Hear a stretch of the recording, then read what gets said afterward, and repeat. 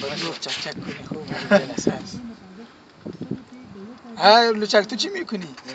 نه ریکارد نه ریکارد نیست. تنکو تو لوچکی هستی. این خواندن ما گفتیم من خوندن استاد پنج کنم سازش چیز داد ماسکر خودی سم کی دیره چه بگیرم پیشش نه دیوانگی نکن بچه. نه برو من گفتم مننه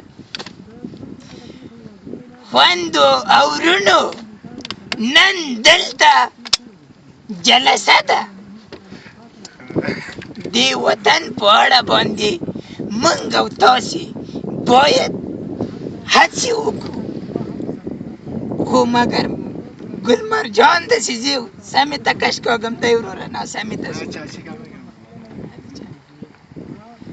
مګر غټه ونډه په سوله کې د سولې په پروسه کې د ښځو دی ښځه طایفه له هر سرباز سره دوه